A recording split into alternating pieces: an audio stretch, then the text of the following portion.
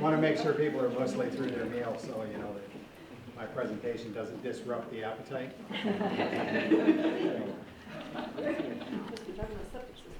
Okay, Al? You ought to see some of the things I see. That's why they call me blind. Okay. As soon as I get technology going here, I'm going to have to call up my city administrator, because I probably broke it.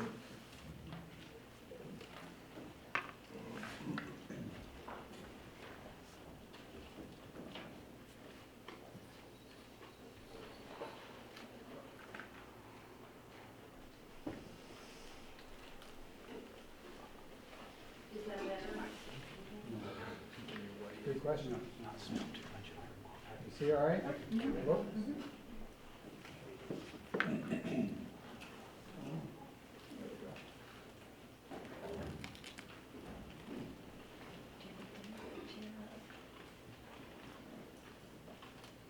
All right, there it is. Okay.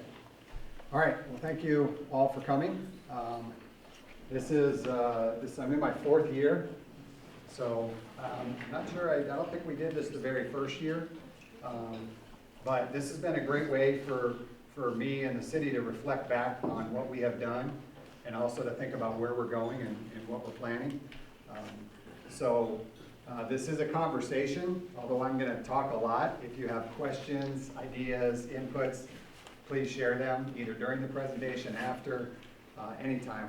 We want input, just like Candace said about the surveys, we're putting them out there. We want citizen input so that we make sure that our planning is headed in the direction that the community wants us to go.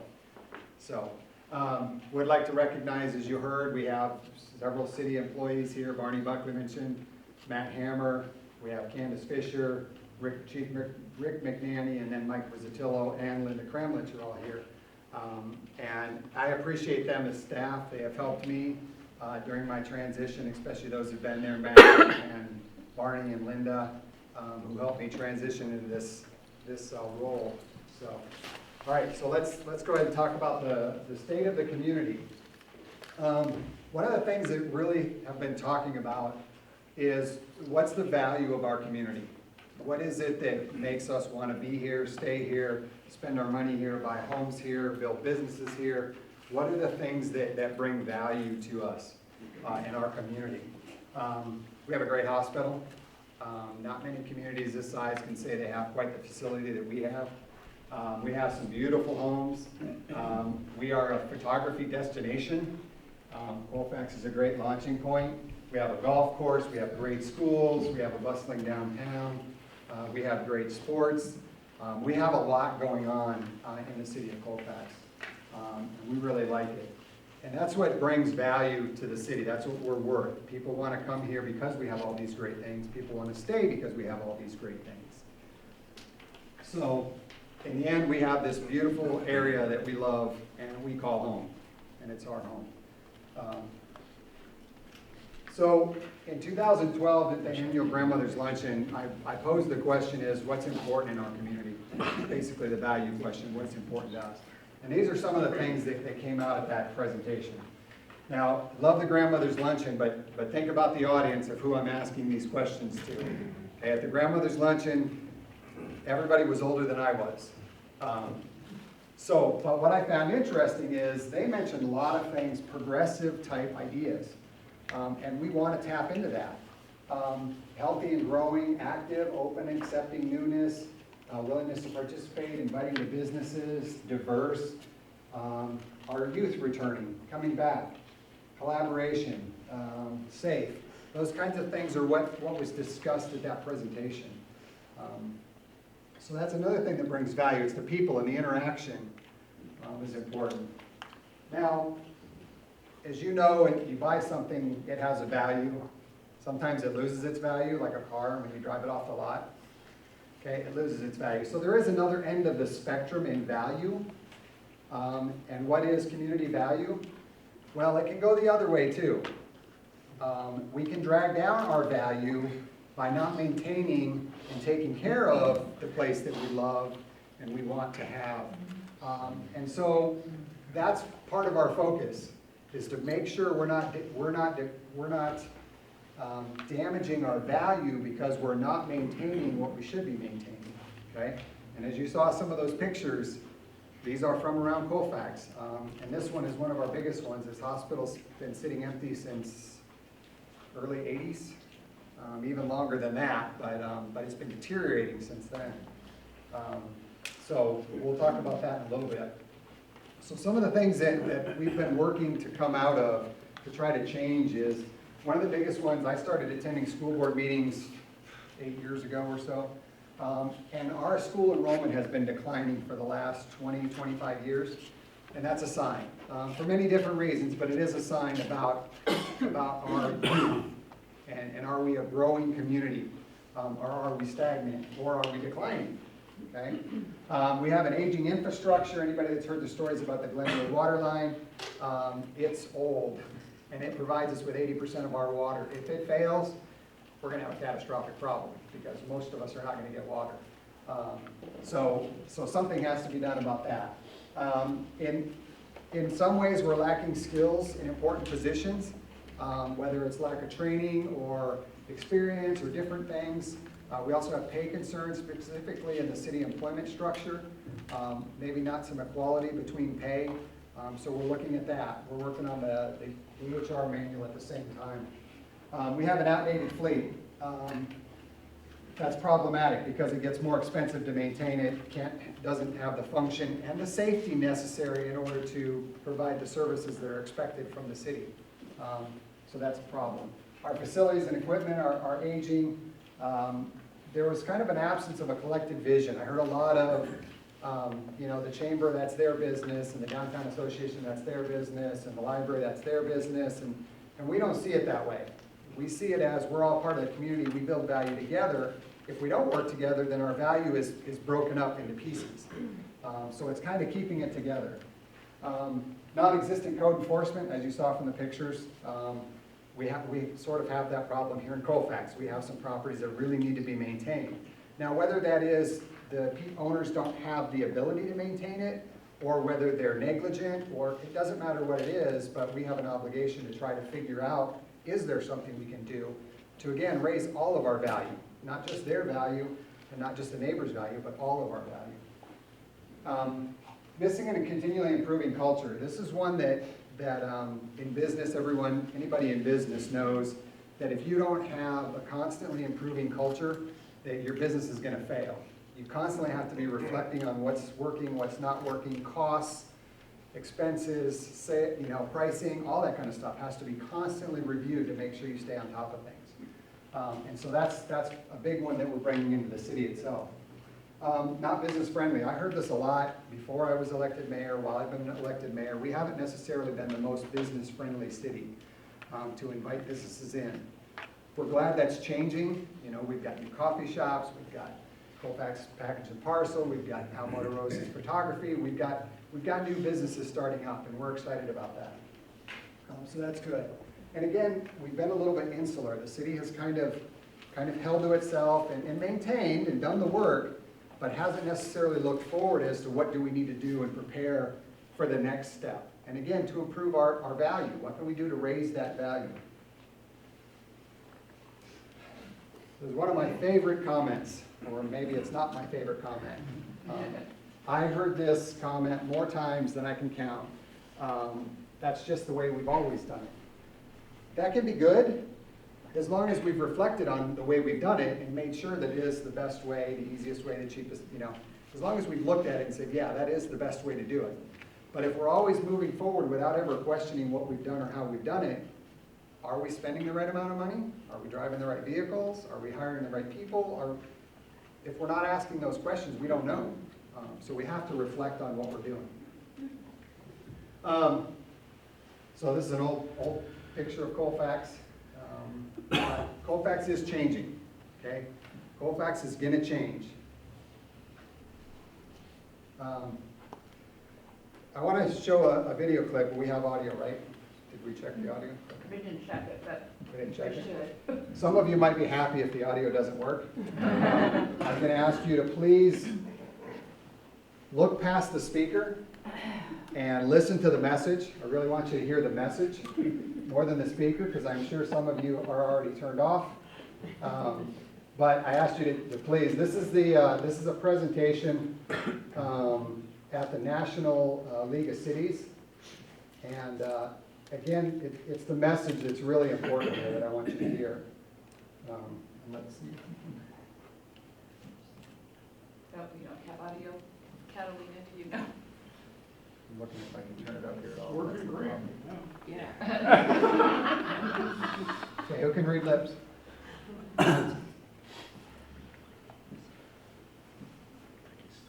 was a different president. I apologize if it gets too loud. Oh, let me do this thing. Do it on player, yeah. No matter who the president is, you can look at a picture at the very beginning of their term and at the end of their term. Must be a really fun job. It's a dirty job. Yeah. Dirty people do it. Oh, I didn't say that. I'm sorry. Not yet.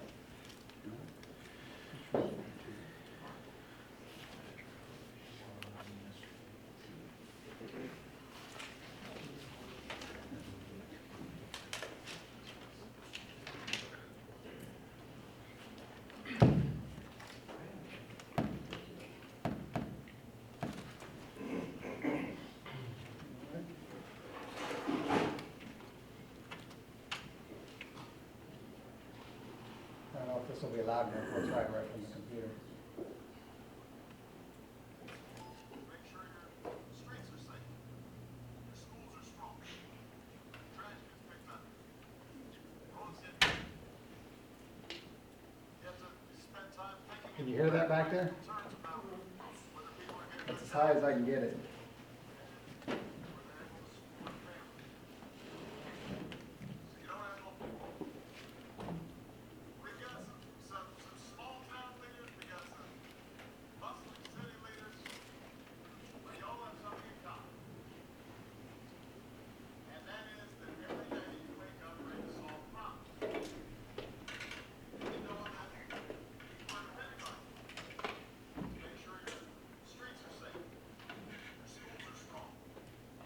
Make sure your streets are safe, your schools are strong, trash gets picked up, roads get cleaned.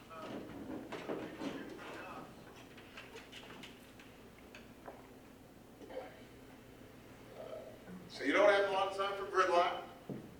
I know just what you wanted to hear Barack Obama speak 2 or 3 times. Some small town leaders, we got some bustling city Yeah, leaders. this is the National League of But you all Cities. have He's something in talking common. to over 2,000 different mayors, council members. And that is that President every day you in wake up February, ready I to believe. solve problems. And you know that people are depending on you to make sure your streets are safe, your schools are strong, trash gets picked up, roads get cleared. You have to spend time thinking in very practical terms about whether people are getting good jobs and whether they're able to support a family. So you don't have a lot of time for gridlock. You gotta get the job done. You don't have a lot of time for hot air. People are expecting you to deliver. And you're part of the reason why America's coming back.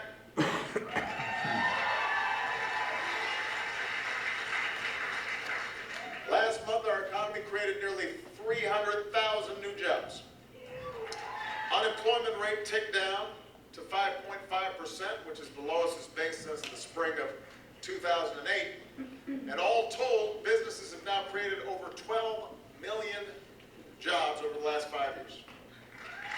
12 million.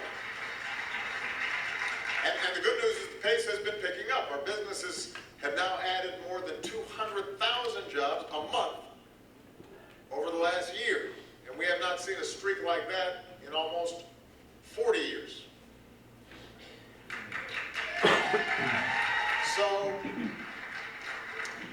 So we're well positioned. We're in a good spot to take advantage of not just next year or the year after, but decades to come.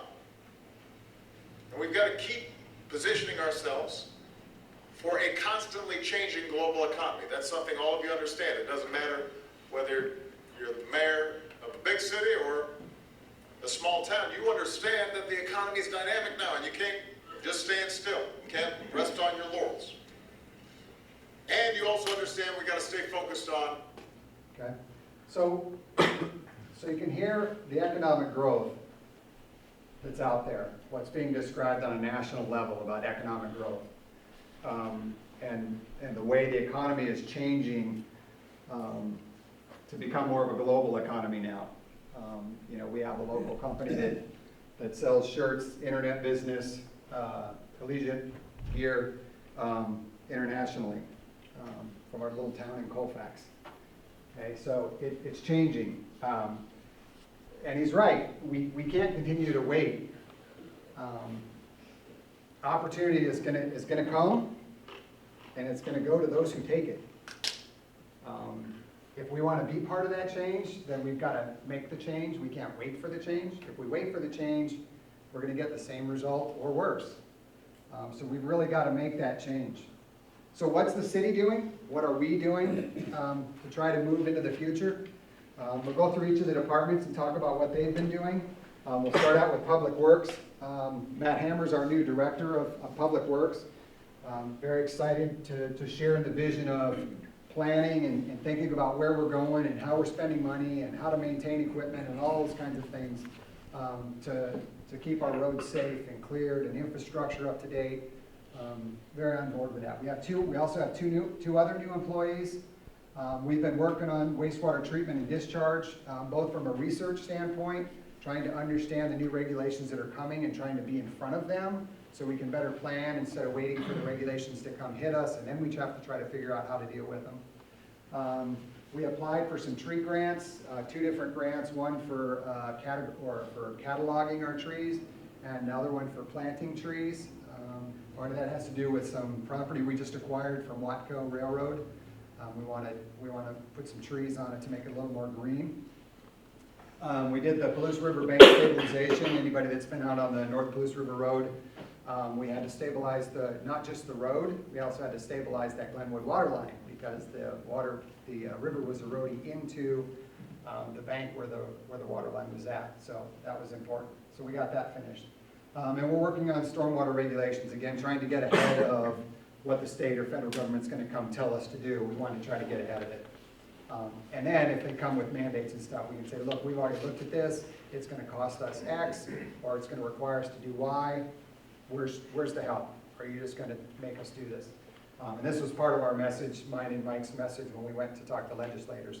Unfunded mandates are a constant problem.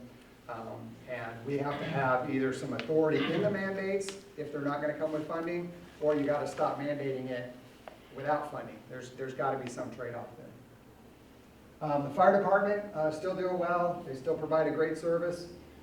They're doing some recruiting. They've got 10 new firefighters in the training pipeline and 4 new EMTs.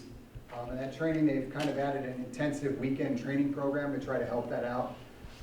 And so that's been good. So again, providing good service. Police department, one of our quickly changing departments. We have 2 new officers, swore in Officer Matt Malakowski last night as our newest police officer. We have another one coming on board April 1st.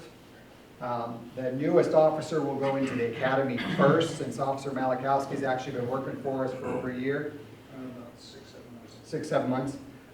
So he's a little bit familiar already and he's done some training, so we're going to keep him while the other officer goes to the training.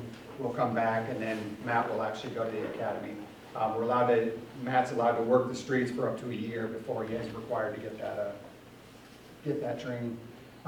We've adopted a Lexipol police manual for police procedures. So a little more standardized set of procedures and how we perform our law enforcement activities. We have 24-hour coverage. Now, Barney, I don't know if you know, did we have 24-hour coverage back? No.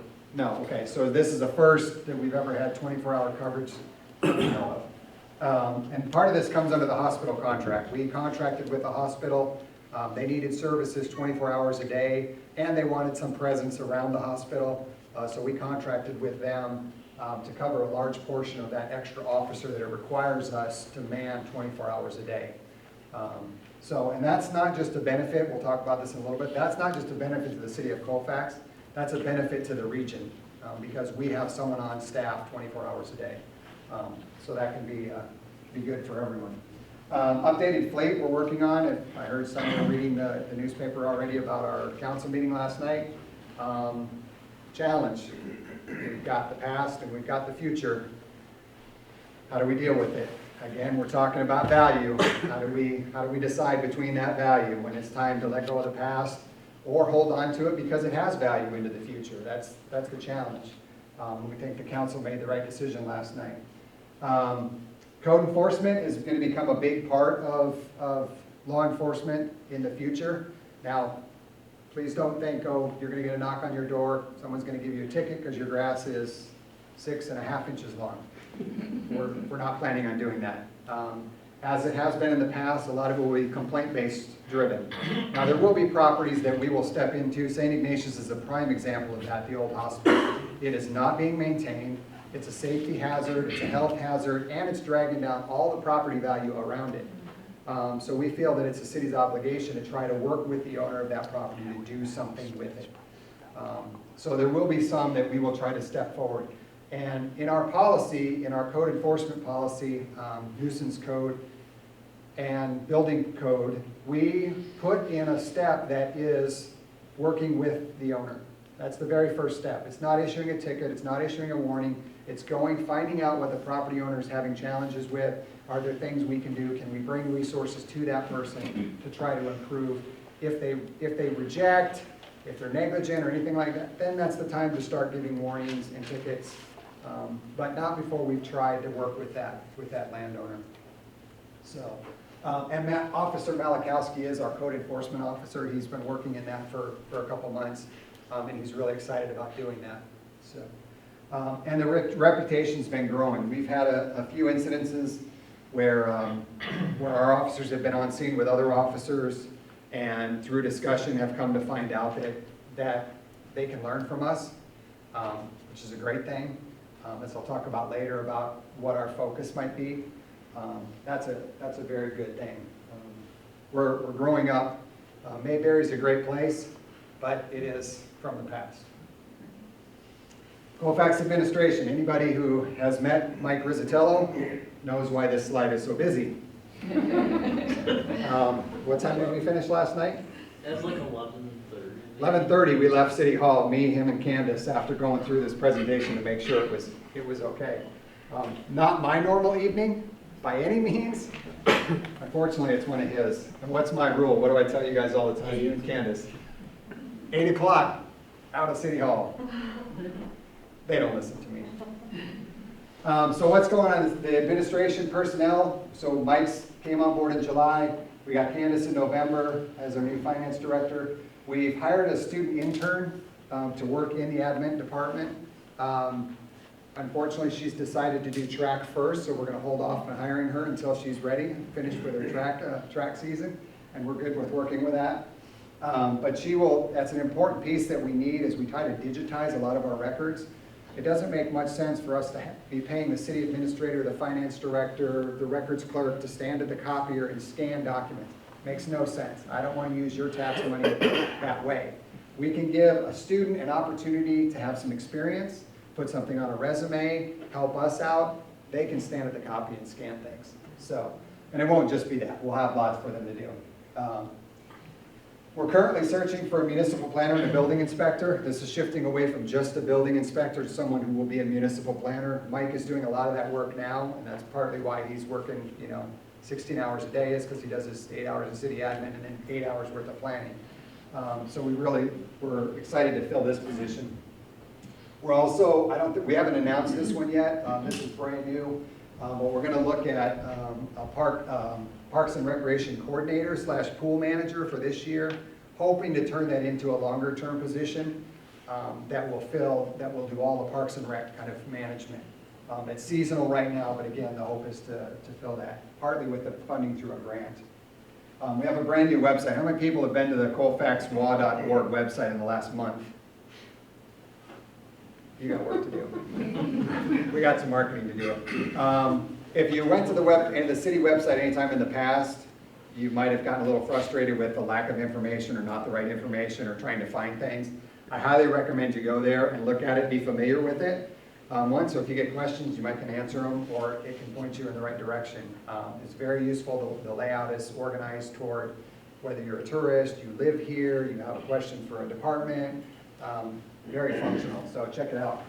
As I mentioned, property maintenance and nuisance code, we passed those in the last couple of months. And again, those will help us, again, with increasing the value of the city of Colfax by having those codes in place. We acquired land between Lake Street and the buildings on Main Street, the Warwick block, and up and north. We also acquired Railroad Avenue that we've been using for a road for 100 years, but it wasn't owned by the city, so we couldn't make improvements on it. So we've actually acquired that to get access to the River Point development, and that's where part of the trees will be going. And now we can develop that property without any fear of losing that development. And we have more land acquisitions coming up. We're updating our interlocal agreements. We were working with the school on our park agreements. We finished with the library, worked with the library to get our agreements together, updating our contracts, and others. We're working on a branding project, which we'll talk about in a minute. Most importantly, though, is that comprehensive plan. We're putting a comprehensive plan that looks 20 years into the future.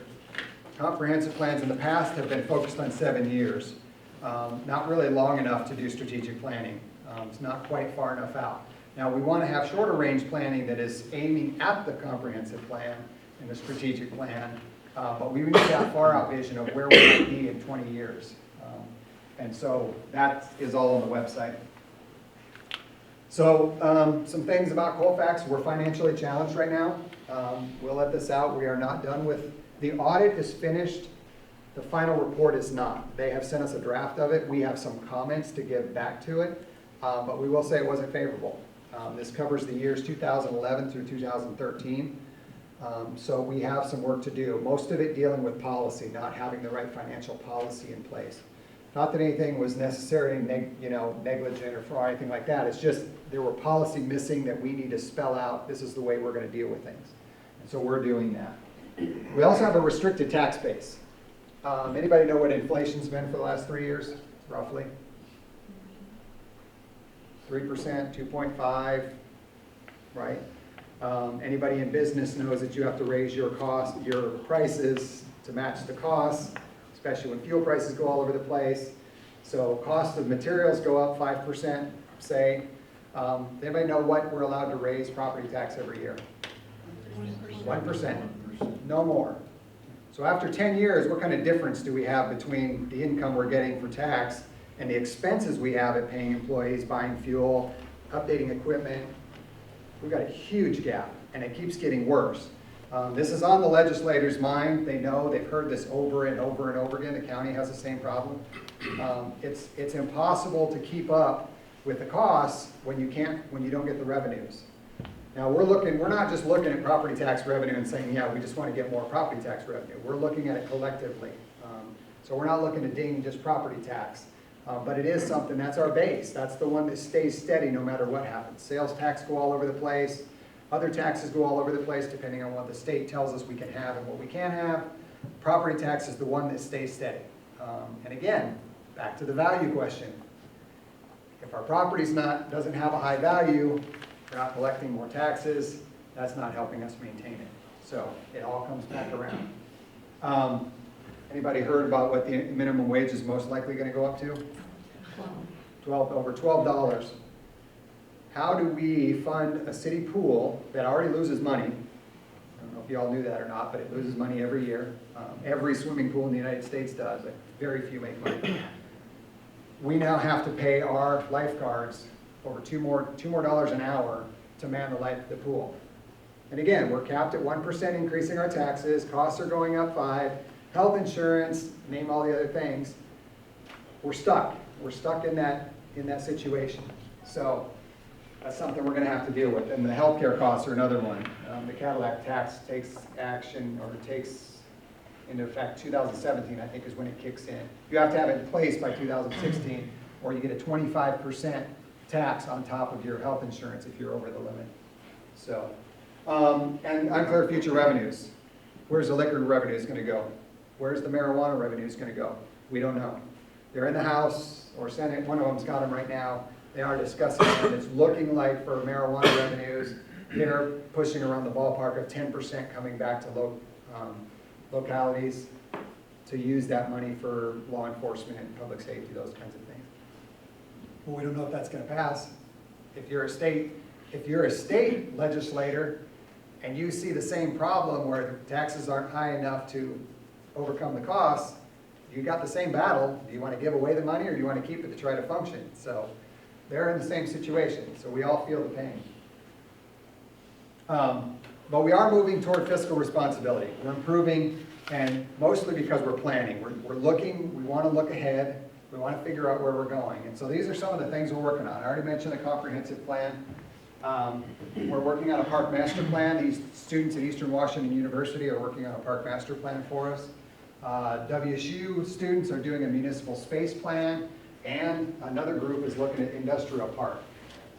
We've been doing some preliminary discussions with the county and the port and others about establishing an industrial port out by the airport. We have a very small piece of industrial land. There's a piece on Clay Street, and there's a piece on Lower 8th Street, and a little bit out on the Walla Walla Highway. And that's it, and they're filled. So we don't have anywhere for industry to come in and establish themselves. So if a developer is looking for a nice small community in which to establish themselves, they're not looking at Colfax, because there's no property.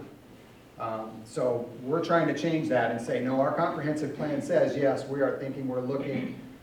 Hopefully the investors will then say, okay, they're working that direction, maybe let's look at that as an option. And that starts the discussions, and that's all we want to do, is start the discussion. Then it's bring the community in, let's talk about the business and what they might do and what it's going to require. But if we can't even get the discussions, we can't take that next step. So we have to start the discussion. And the University of Idaho has a group of students working on our development code. And this goes into those investors. Investors wanting to look to do things want to know, how do things grow in Colfax? What's the plan? How do things work? If they don't know that, then it's an unknown quantity to them. They can't say, okay, it's going to cost us X to place ourselves in Colfax, Washington, but we know it's going to cost us X to go here. Well, if we don't know over there, I'm not sure we want to do that. So we need to be able to have that up front so that they can know exactly what it's going to cost themselves to establish in Colfax. So we are moving forward. We're doing a lot of planning, and we're going to try to kind of maybe grow up, get a little more serious. One of the things that I've been thinking about a lot over the last year is we are the county seat, and we've been the county seat since I read the history on it, and I can't remember it now. It changed hands a few times way back in the late 1800s, but we have been the county seat for a long time, and we want to start being the county seat, actually being the county seat. We want to be a focal point in the county. When things are happening in the county, we'd like it to focus in Colfax.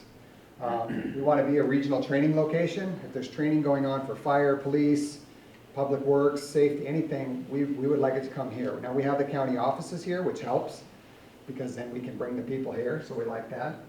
We want to be a commerce hub. We have 2 major roads that come through here, a lot of trucking come through, and even just high traffic tourism. We have that. We want to take advantage of that. We want to get those people to stop and get their coffee and buy their groceries and get their gas and those kinds of things. We also want to be a tourism base. This is one picture of the photographers. We had a lot of photographers that show up in June, July, and August to take pictures around here. We want to support them. We want them to come back and do that. They're marketing Colfax. May not think about it, but they're taking pictures. If you go to the internet and you search Colfax, some of those pictures come up. The picture of the nice green Palouse rolling hills, that's Colfax. That's what people are seeing. That's what markets then we get people to come in. We want to be a resource for rural communities. We've been working with Nan and Jenna up in Rosalia.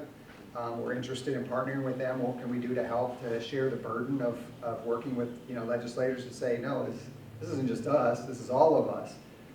We have a mayor's roundtable once a quarter that we get together and we talk about issues that are going on and what we need to do. And we want to be part of that. We want to be the center of that. we also want to be a partner. We don't want to be insular anymore. We want to engage with others. As we already talked about, we have projects with WSU, Eastern Washington, University of Idaho, and we're trying to get Gonzaga on board with the project. We've worked with state departments, and we're going to continue to work with state departments. We went over and met with the Department of Ecology, and that would probably be, that meeting was important to opening the pool this summer. Had that meeting not happened, the opening of the pool could have been questionable.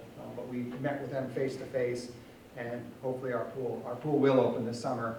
We just have to figure out how to make that happen. Working with the county and the port, as I mentioned, on the industrial park and other things. Schools, hospital, and others. We've partnered with different schools, and not just the schools, but the students in the schools. We've also partnered with them.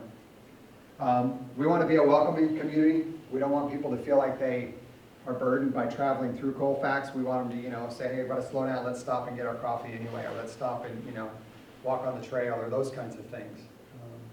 And of course, as we've always been, we want to continue to be family-centric in our own families, in our community, and those that come to visit us. We want them to feel like they're part of Colfax. Some of the projects we're working on the 195 Highway 26 interchange. They're fixing the bridge right now. That's not our long-term vision. Long-term vision is to get rid of those bridges and put in one bridge with a better intersection option up there. It's confusing right now, and it's dangerous, and it's not very business-friendly as far as accessing businesses, so we want to improve that. And WSDOT is very on board with that idea. They really like that. Lake Street Greenway, taking the land back here on the other side of the river channel and turning that into a walkway and a greenway. The railroad has released their preliminary report, and it looks like they're going to pull most of the rail out of Colfax, specifically that line that goes down to Pullman.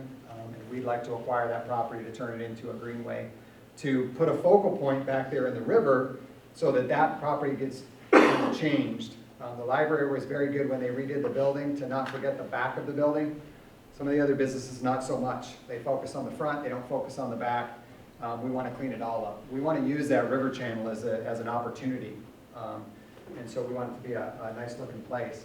I talked about the industrial park. We've got some Schmuck Park renovations going on. The Colfax High School students, class of 2017, are working on a plan to build a new restroom, concession, storage facility for the football field in Schmuck Park. It's a joint venture between the city and the school, and giving these students an opportunity to do this project. We have a little library project going on right now. This is with the Rural Community Design Initiative at WSU. They're designing a small little library. I think our location somewhere, Cedar Street, pool area, that type, that kids can go exchange, anybody can go exchange books and not have to come all the way to the library. It's kind of a book exchange. It's a big thing across the country right now. We have a Friday farmers market starting this summer. It'll be held right here on this street, right here. And that'll be every Friday from 3 to 7? Yeah. 3 to 7 p.m. If you're interested in being a vendor, or not just fruits or vegetables, but crafts, any idea. Take any idea, contact Mike, he'll give you the information. It's him leading it. We're working on wayfinding, helping people know, one, parking. If I don't see a parking spot right in front of the restaurant, where can I get parking so that I can get into the restaurant? Working on, again, the old hospital, we're working on that, and of course we're working on economic development. So last, I want to talk about identity. We've been working on kind of, how do we move forward, and how do we have a brand that kind of helps us move forward, something to kind of to latch onto. So we put out a request, and we got several different logo ideas. This is our existing logo, and then we got some different ideas on where it might go. This design one was 65. We put it out on the internet for some voting, and that one won with the most percentage. Now, we're not staying with that. That was built off the Denver one, kind of an idea of how we could play with it. What we now want is to take that idea and try to make it our own. And so this is a draft of one that actually Bob did. I believe that's your drawing, right, Bob? To take that idea and maybe expand on it or change it a little bit. So we are taking input on that also. We put it out to the art students in the high school and also the Arts Council to try to get ideas and get working on this. Again, we're trying to partner and bring this all together, so we need input. All right, so back to community value. There's a lot that makes community. In the earlier slides, we talked about, properties and businesses and the things that bring community value, but people are also part of that community value. And it's all these different people and roles coming together to work together toward that common vision. Again, the comprehensive plan. What's our vision for 2035? And the question is, are we all in? Do we all believe in that vision? Are we all willing to share in helping shape that vision? Because if we're not, then again, we're probably going to remain splintered, going in different directions. We're all going to be doing good things, but if we're focused together, we're more likely to be successful and again, raise the property value, not just the property value, the community value, so that we all have the quality of life that we enjoy, we can continue to afford it, and that it can move forward for our children. So, any questions?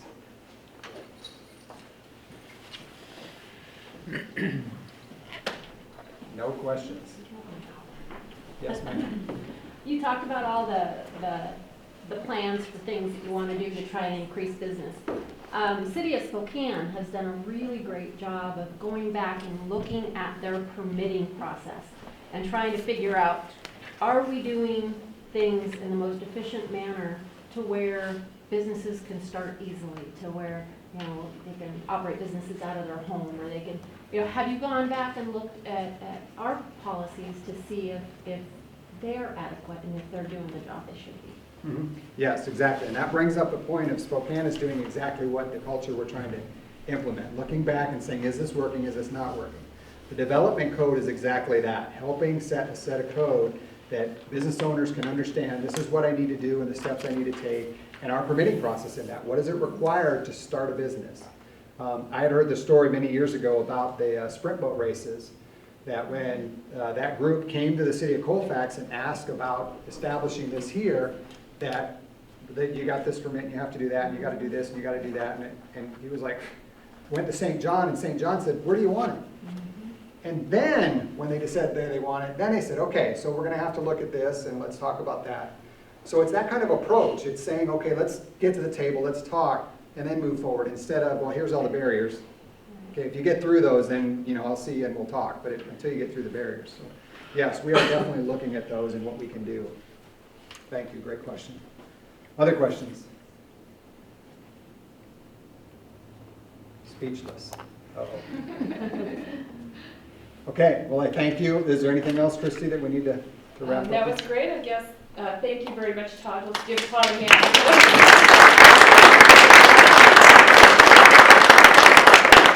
It's not everyone who's willing to be mayor. Although you probably make a great income at it. So. Oh, I make a great income. Kelly. Good thing I bought the suit before I became